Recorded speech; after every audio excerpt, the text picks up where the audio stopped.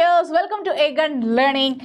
ഇവിടെ ഞാൻ നിങ്ങൾക്ക് കുറച്ച് ഹിന്ദി സെൻറ്റൻസുമായിട്ടാണ് വന്നിരിക്കുന്നത്. അപ്പോൾ നിങ്ങൾ വിചാരിക്കുന്നുണ്ടാവും കുറേ സെൻറ്റൻസുകൾ, അത് ചാപ്റ്ററിൽ നിന്നല്ല, എന്തിനാണ് ഇതുമായിട്ട് വന്നതെന്നല്ലേ? മറ്റൊന്നുമല്ല മക്കളെ, നമുക്ക് എക്സാമിന് ഗ്രാമർ ടൈപ്പ് ക്വസ്റ്റ്യൻസ് വരാറുണ്ട്. 2 മാർക്ക് 3 മാർക്കൊക്കെ ആണ്. ഒരു 3-4 മാർക്കിന് വരെ ഒരു ക്വസ്റ്റ്യൻ പേപ്പറിൽ നിന്ന് നമുക്ക് ഗ്രാമറുമായിട്ട് ബന്ധപ്പെട്ട് വിശേഷൻ, സർവനാമ്, പിന്നെ അതുപോലെ വാക്യ ബദൽക്കർ ലിഖിയ എന്നൊക്കെ പറഞ്ഞുകൊണ്ടുള്ള ടൈപ്പ് ക്വസ്റ്റ്യൻസ് ആണ് നമ്മൾ ഈ വീഡിയോയിൽ ഡിസ്കസ് ചെയ്യുന്നത്. അപ്പോൾ ഇത് മനസ്സിലാക്കാൻ നിങ്ങൾ ആദ്യം മനസ്സിലാക്കേണ്ട ഒരു കാര്യം, നമ്മൾ സർവനാമം എന്ത് എന്നൊക്കെ പറയണമെങ്കിൽ നിങ്ങൾ നോക്കൂ മക്കളെ, ഒരു സെൻറ്റൻസ് വായിച്ചു നോക്കിയേ. വഹ് ഷഹർ സെ ആതാ ഹെ. വഹ് ഷഹർ സെ ആതാ ഹെ. ഇതിൽ സർവനാമില്ലേ? ഇതിൽ സർവനാമുണ്ട്, ഈ സെൻറ്റൻസിൽ സർവനാമുണ്ട്, വിഭക്തി പ്രത്യയമുണ്ട്. ഏതൊക്കെയാണ്? വഹ് എന്നതൊരു സർവനാമാണ്, സേ എന്നതൊരു വിഭക്തിയാണ്. അപ്പോൾ ഇവ രണ്ടും കൂടി ചേരുമ്പോൾ ചില മാറ്റം ഉണ്ടാവും. ഇപ്പോൾ അവൻ എന്ന് പറയുന്നതിന് പകരം നമ്മൾ അവൻ്റെ എന്ന് പറയാറില്ലേ, അവളുടെ എന്നും പറയാറുണ്ട്, എൻ്റെ എന്നും പറയാറുണ്ട്. അപ്പോൾ ഇവിടെ വഹ് എന്നതിൻ്റെ അർത്ഥം എന്താണ്? അവൻ എന്നാണ്. അപ്പോൾ നമുക്കതിനെ അവൻ്റെ, അവരുടെ, അവളുടെ എന്നൊക്കെ മാറ്റി നമുക്ക് സംസാരിക്കേണ്ടി വരും അല്ലേ? ഓരോ സെൻറ്റൻസിലും ഓരോ സന്ദർഭത്തിലും എപ്പോഴും അവൻ അവൻ തന്നെ പറയോ, അല്ലെങ്കിൽ ഒരാളുടെ പേര് തന്നെ പറയോ? സർവനാമം എന്ന് പറഞ്ഞാൽ എന്താണെന്നറിയില്ലേ? ഒരാളുടെയോ അല്ലെങ്കിൽ ഒരു വസ്തുവിനെയോ നമ്മൾ പേരിന് പകരം പ്രയോഗിക്കുന്നതാണ് അല്ലേ? നമ്മൾ ചിലപ്പോഴൊക്കെ എപ്പോഴും നമ്മളൊരു സ്ഥലത്തിൻ്റെ പേര് പറയില്ല, നമ്മൾ അവിടെ പോകുക എന്ന് പറയും. ഒരു പക്ഷേ നമ്മൾ നമ്മുടെ ഒരു ഫ്രണ്ടിനെ പരിചയപ്പെടുത്തുകയാണെങ്കിൽ ഇവൻ്റെ പേര് എന്ന് പറഞ്ഞുകൊണ്ട് നമ്മൾ ഒരു പേര് പറയും അല്ലേ? രാജു ഹേ എന്ന് പറഞ്ഞാൽ വീണ്ടും വീണ്ടും ഒരാളുടെ പേര് തന്നെ നമ്മൾ റിപ്പീറ്റ് ചെയ്ത് പറയില്ല. അത് നമുക്ക് വല്ലാത്തൊരു വിരസത ഉണ്ടാക്കും. അതിന് പകരം നമ്മൾ അവൻ അല്ലേ, അവരുടെ, അവൻ്റെ വീട്ടിൽ എന്നൊക്കെയാണ് നമ്മൾ പറയുക. അതാണ് സർവനാമ്. അപ്പോൾ ഇവിടെ വഹ് എന്നതൊരു സർവനാമാണ്. സീത കൽ സെ ബീമാർ ഹെ. അപ്പോൾ നമുക്ക് വീണ്ടും ഒരു വിഭക്തി ഇതാ കണ്ടോ.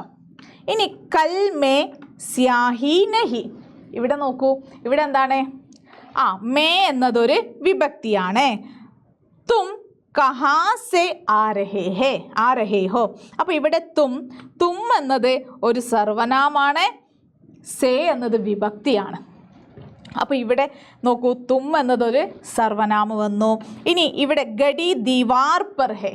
ഇതെന്താണ്? ഇതൊരു വിഭക്തിയാണ്. പർ എന്താണ്? ഒരു വിഭക്തിയാണ്. അപ്പോൾ ഞാൻ ഇത് രണ്ട് നമ്മൾ ഓരോ സെൻറ്റൻസിൽ ഉപയോഗിക്കുന്നത് അല്ലെങ്കിൽ എവിടെയൊക്കെയാണ് നമുക്ക് വരാറുണ്ട് എന്നൊന്ന് കാണിച്ചു തന്നതാണ്. ഇനി ഇതിൽ വരുന്ന മാറ്റത്തെക്കുറിച്ച് പറയാം. മാറ്റത്തെക്കുറിച്ച് പറയുന്നതിന് മുന്നേ നമുക്ക് എക്സാമിന് നിങ്ങൾ എപ്പോഴും ചോദ്യം കണ്ടിട്ടുണ്ടാകും, ഏതെങ്കിലും ഒരു ചാപ്റ്ററിൻ്റെ പാരഗ്രാഫോ അല്ലെങ്കിൽ ഒരു കവിതയുടെ കുറച്ച് ഭാഗമോ തന്നിട്ട് അല്ലേ, അതിലുള്ള ഒരു സർവനാമം നൽകിക്കൊണ്ട് ഉസ്മേ മേ. ഈ ഉസ്മേ എന്നുള്ളത് എന്താണ്? അതിലുള്ള സർവനാം. ഉസ്മേ എന്നത് രണ്ടും കൂടെ സർവനാമ് പ്ലസ് വിഭക്തി ചേർന്ന് മാറിയതാണ് അല്ലേ? അപ്പോൾ വഹ് എന്നതിന് വിഭക്തി ചേരുമ്പോൾ എന്തായി മാറുന്നു? ഉസ് എന്നായി മാറുന്നു. വഹ് പ്ലസ് ഇവിടെ എന്തും ആകാം. ഇവിടെ മേ വന്നത് കൊണ്ടാണ് മക്കളെ ഉസ്മേ എന്ന് വന്നത്. അപ്പോൾ ഉസ്മേ എന്നതിലുള്ള സർവനാം ഏത് എന്ന് ചോദിക്കുമ്പോൾ നമ്മൾ ഏതാ എടുത്ത് എഴുതേണ്ടത്? വഹ്. അപ്പോൾ നമുക്കിവിടെ മനസ്സിലായി അല്ലേ? വഹ് പ്ലസ് വിഭക്തി ചേരുമ്പോഴാണ് ഉസ് എന്ന ഉസ്മേ എന്ന് ആകുന്നത്. അപ്പോൾ അങ്ങനെയുള്ള ഓരോന്നിൻ്റെയും മാറ്റം മനസ്സിലാക്കണം. അപ്പോൾ വഹ് വരുമ്പോൾ ഉസ്മേ എന്നാണെങ്കിൽ യഹ് വരുമ്പോൾ എന്തായിരിക്കും? യഹ് വരുമ്പോൾ ഇസ്മേ എന്നായിരിക്കും. അപ്പോൾ നിങ്ങളോട് ചോദ്യം ചോദിക്കുകയാണ്, ഇസ്മേ എന്നതിലുള്ള സർവനാം ഏത് എന്ന് ചോദിക്കുമ്പോൾ അപ്പോൾ നമ്മൾ എടുത്തെഴുതും യഹ്. ഇവിടെ ചോദിച്ചിരിക്കുന്നത് ഉസ്മേ, അപ്പോൾ അതെന്താ നമ്മൾ എഴുതുക? വഹ്.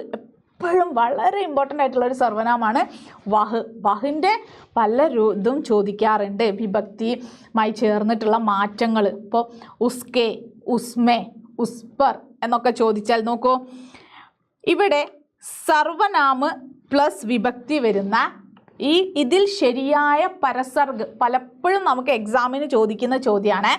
ഇങ്ങനെ 4 ഓപ്ഷൻസ് നൽകിയിട്ട് ചോദിക്കും, ഇതിൽ ശരിയായ പരസർഗ് നോക്കി എഴുതാൻ.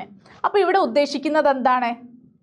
ഇവിടെ സർവനാമുണ്ട്, വിഭക്തി ഉണ്ട്, പക്ഷെ ഇവിടെ കറക്റ്റ് കറക്റ്റായിട്ട് വരുന്നത് ഏത്, അതാണ് ഇതിൽ ശരിയാകുക. അപ്പം നമുക്ക് പലതും പറയാം അല്ലേ. മേ പ്ലസ് കെ എന്ന് പറഞ്ഞാൽ എന്താ? മേ പ്ലസ് കെ എന്ന് പറഞ്ഞാൽ മുജേ എന്നാണോ വരിക, അതോ മേ പ്ലസ് കാ ആണോ മുജേ, അതോ മേ പ്ലസ് കോ ആണോ മുജേ, അതോ മേ പ്ലസ് കീ ആണോ മുജേ എന്ന് നമ്മൾ തിരഞ്ഞെടുക്കണം. എങ്ങനെയാണ്? അപ്പം നമുക്കറിയാം മേൻ്റെ കൂടെ കാ ചേരുമ്പോൾ എന്താകുന്നു? അത് മേര എന്നാകുന്നു. മേ പ്ലസ് കാ മേര. പക്ഷെ ഇവിടെ മുജേ വന്നല്ലോ, അപ്പം ഇത് തെറ്റാണ്. മേ പ്ലസ് കോ, മേ പ്ലസ് കോ മുജ്കോ എന്നാണ്. അപ്പം അതെന്തായി? മുജ്കോ എന്നും മുജേ എന്നും വരും. മേ പ്ലസ് കീ എന്താണ്? മേരി എന്നാണ് വരുന്നത്. മേ പ്ലസ് കെ മേരെ. അപ്പോൾ ഇവിടെ ശരിയായത് മേ പ്ലസ് കോ മുജേ, അതല്ലെങ്കിൽ മുജ്കോ എന്നും വരാം. മനസ്സിലാക്കണേ, മുജ്കോ അതല്ലെങ്കിൽ മുജേ എന്നും വരാം. അപ്പോൾ ഇതിൽ ശരിയായത് ഇതാണ്. ഇവിടെ മേ പ്ലസ് കാ എന്ന് വരുമ്പോൾ മേര. നമ്മൾ ഒരുപാട് സെൻറ്റൻസുകളിൽ പഠിച്ചിട്ടുണ്ട് മേരെ. ഇവിടെ എന്താണ്? മേ പ്ലസ് കീ മേരി എന്നാണ് വരുന്നത്. അപ്പോൾ ഇതിൽ നിന്ന് നമ്മൾ ശരിയായത് തിരഞ്ഞെടുത്തു. ഇതുപോലെ നമുക്ക് അടുത്തൊരു ചോദ്യവും ഇതുപോലെ തന്നെ നൽകിയിട്ടുള്ളതിൽ നിന്ന് ശരിയായ പരസർഗം എടുത്ത് എഴുതാനാണ്. വഹ് പ്ലസ് കെ, വഹ് പ്ലസ് കെ ഉസ്കോ, വഹ് പ്ലസ് കോ ഉസ്കോ. നമുക്ക് നൽകിയിരിക്കുന്നത് നോക്കണേ. അപ്പോൾ ഇവിടെ കോമൺ ആയിട്ട് വരുന്നത് ഏതാണ്? ഉസ്കോ ആണ്. അപ്പോൾ ഉസ്കോ എന്ന് വരണമെങ്കിൽ സർവനാമവും വിഭക്തിയും എന്തായിരിക്കണം? വഹ് പ്ലസ് കോ ആയിരിക്കണം. അപ്പോൾ അതെന്താ? ഉസ്കോ എന്നായി. അപ്പോൾ ഇതിൽ കറക്റ്റായത് നമ്മൾ എടുത്തെഴുതി വഹ് പ്ലസ് കോ, ഉസ്കോ. മനസ്സിലായോ? അപ്പോൾ ഇത് നിങ്ങൾക്കറിയോ എന്ന് എക്സാമിന് എപ്പോഴും വൺ വേർഡ് ക്വസ്റ്റ്യൻ ആയിട്ട് വരും. അതുകൊണ്ടാണ് ഇങ്ങനെ ഒരു സൈഡിൽ മുഴുവൻ നമ്മൾ സർവനാമം കൊടുത്തിരിക്കുന്നു. മേ, തു, വഹ്, യഹ്, വേ, യേ, കോൻ ബഹുവചനം, കൊയ് അതിൻ്റെ ബഹുവചനം, ജോ അതിൻ്റെ ബഹുവചനം. അപ്പോൾ ഇവിടെ ഈ ഇങ്ങനെ നേരെ നൽകിയിരിക്കുന്നതൊക്കെ സർവനാമാണ്. അതിനോടൊപ്പം ഓരോ വിഭക്തി വരുമ്പോഴുമുള്ള മാറ്റം കണ്ടോ?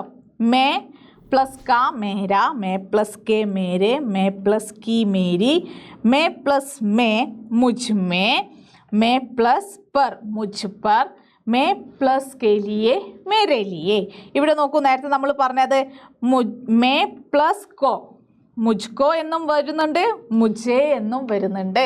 അപ്പോൾ അവിടെ ഒരിക്കലും ഒരു കൺഫ്യൂഷൻ പാടില്ല. നിങ്ങൾ പെട്ടെന്ന് വിചാരിക്കും മേ പ്ലസ് കോ മുജ്കോ അല്ലേ, പിന്നെ എങ്ങനെ മുജേ എന്ന് വന്നു? അവിടെ രണ്ടെണ്ണം വരുന്നിടത്ത് നിങ്ങൾ പ്രത്യേകം ശ്രദ്ധിക്കണം. ഈ കോഡ് ആ ലൈൻ കണ്ടില്ലേ, ഫുള്ളും രണ്ടെണ്ണം, രണ്ട് തുജ്കോ എന്നും വരുന്നുണ്ട്, തുജേ എന്നും വരുന്നുണ്ട്. അപ്പോൾ ഇത് തമ്മിൽ എങ്ങനെ മാറിപ്പോകാതെ ഒന്ന് നോക്കുക. ഈ ഒരു ടേബിൾ നിങ്ങൾ നന്നായിട്ടൊന്ന് വായിച്ച് പ്രാക്ടീസ് ചെയ്യുക. അപ്പോൾ നിങ്ങൾക്ക് ഓരോന്നിൻ്റെയും മാറ്റം എന്ത് എന്ന് മനസ്സിലാകും. മേ പ്ലസ് വരുമ്പോൾ മേനെ, മുജ്കോ, മേരെ എന്നൊക്കെ ആകുന്നു. മേരി, മേരെ. ഇനി തു ആണെങ്കിലോ തുജ്കോ, തുജേ, തേര, തേരെ, തേരി.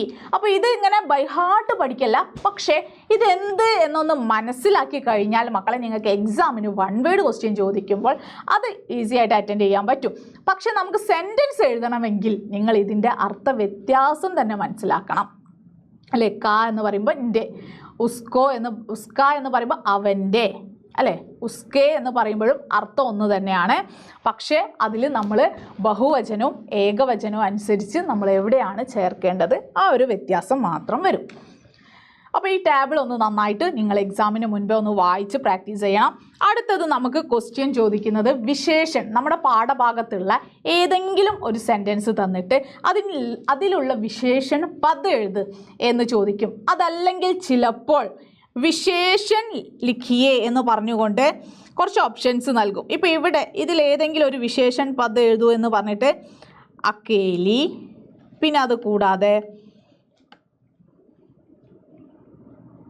ഏതെങ്കിലും 4 വാക്കുകൾ നിങ്ങൾക്ക് തന്നിട്ട് ചോദിക്കും. അപ്പോൾ നിങ്ങൾ ആ നൽകിയിട്ടുള്ള പാരഗ്രാഫ് നന്നായിട്ട് വായിച്ചു നോക്കണം.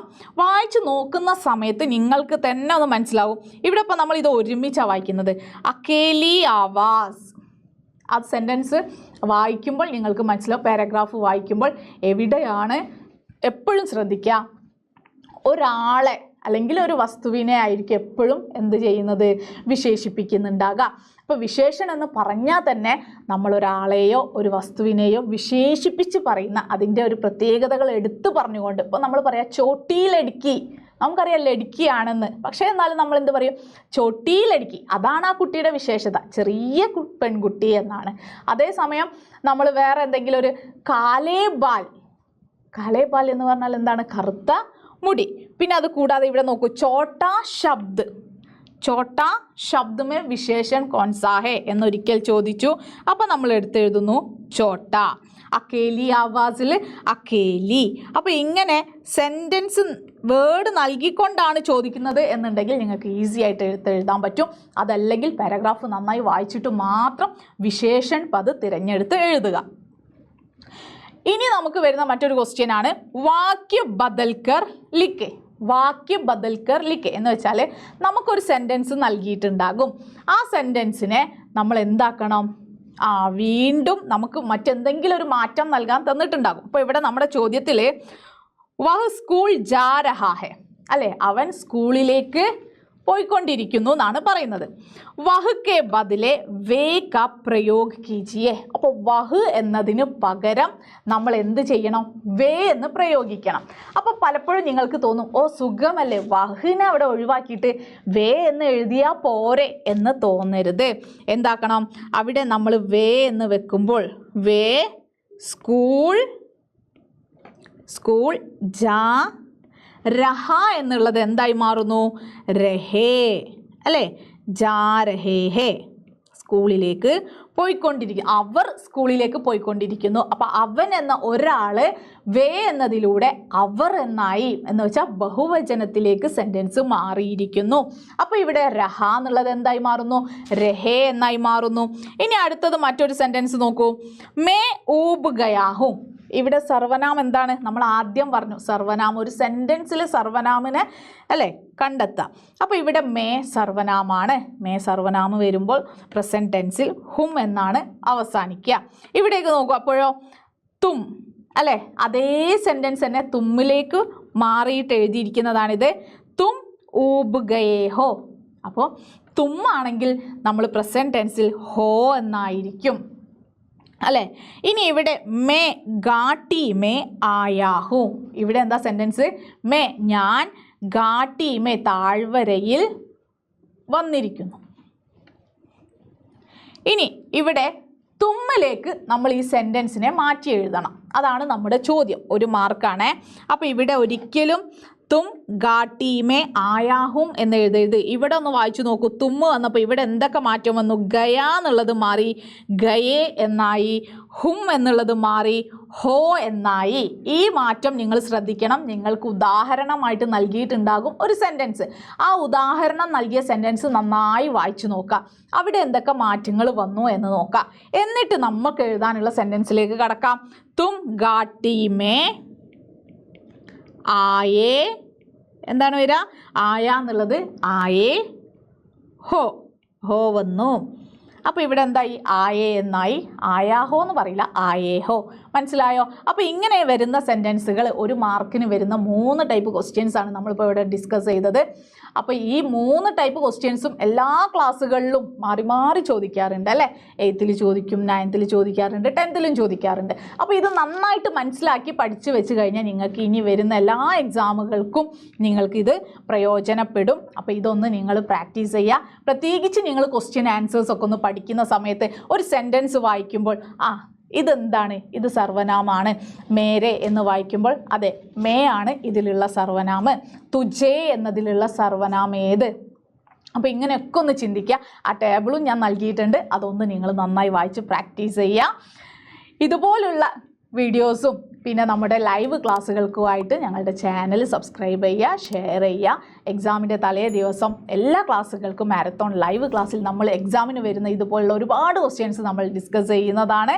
അപ്പോൾ നമുക്ക് വീണ്ടും കാണാം. ബൈ.